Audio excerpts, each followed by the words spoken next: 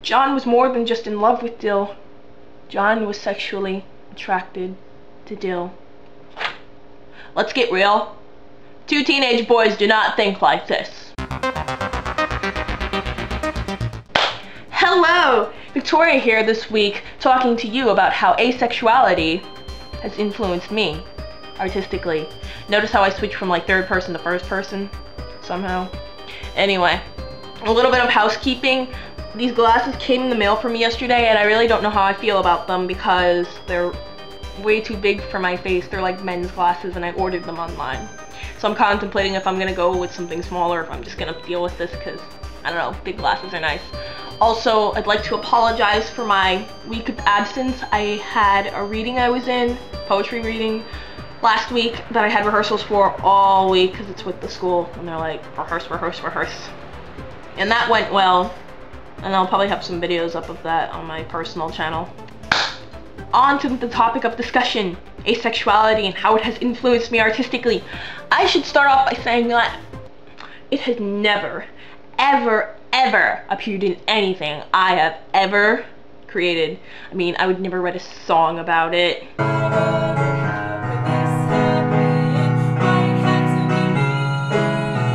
Or a poem. This is not a lust poem. This is not some metaphorical way of articulating that I crave the intimacy that lies between bedsheets. Okay, so let's be realistic. Asexuality has influenced me artistically. As a fiction writer, it has made how I develop my characters very different. When I was younger, I wrote a lot of fan fiction. That was an excerpt from one of them. I changed the names because they were real people. But within those stories, and even stories I write today, my characters seem to either be demisexual or asexual. They either fall in love and don't think about sex, or they fall in love, and their love causes them to occasionally engage in sexual activities that I never describe.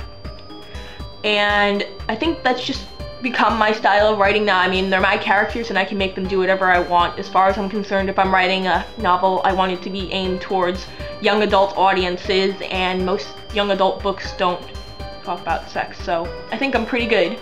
As far as lyrics and music go, I write about a lot of topics that aren't related to love because there's just things that are more important to life than me than love, like imaginary worlds where we skip through fields with dead posies and think about candy canes. Not really, but it's just because romance and sex aren't always on my mind, I tend to write about other things lyrically. But I will warn you, from time to time I do occasionally come out with something very nasty and vulgar because I'm naughty. My name is Sunshine, Swedish men are fine. I don't like sex because I'm an A-baby, yeah. I'm not very naughty. Another thing I've noticed, and this may or may not be artistic, but another thing I've noticed this affects is how I dance when I'm at a social event. It seems like with my generation, people like to get low, where they like stick their butts out and grind them into other people's crotches. I think I used to find this very disgusting. I didn't get the purpose of it. But then I realized when I actually had a person and an opportunity to do this, it almost frightened me, I think. How do I word this best? I think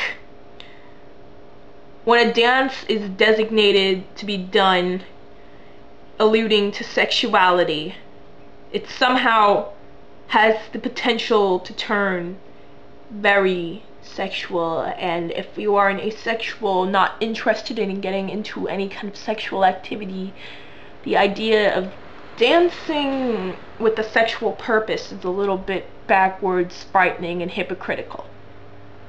Does that make any sense? I don't think it makes very much sense, but that's honestly my thought process. I don't want to dance with a guy and turn him on.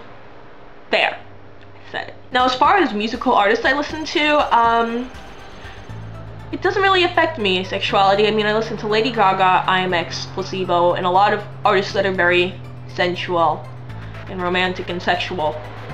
And I think, while I don't experience sexual attraction, I find sex and sexuality to be a very alluring and sort of like beautiful thing, because it does come with a lot of emotions and it can be very impactful to a person's mindset. And I think if somebody can capture that well in a lyric, it's very nifty. So it doesn't really affect that. I mean, I can read things that have to do with sex and romance. It doesn't really bother me. Yeah, it's just pretty normal. The thing that really affects most for me artistically is just the fact that I post videos every week. I mean, I do this every week. I plan out videos. I have to search for content. It's becoming a very big part of my life now, and I dare to call this slightly artistic.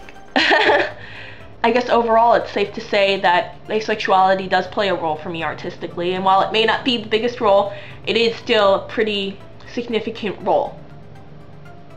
And I think that's where I'm gonna leave this video. I always do this thing where I'm like, I think I'm gonna leave this video here, so I'm not gonna leave this video here. I'm gonna end it on a different note.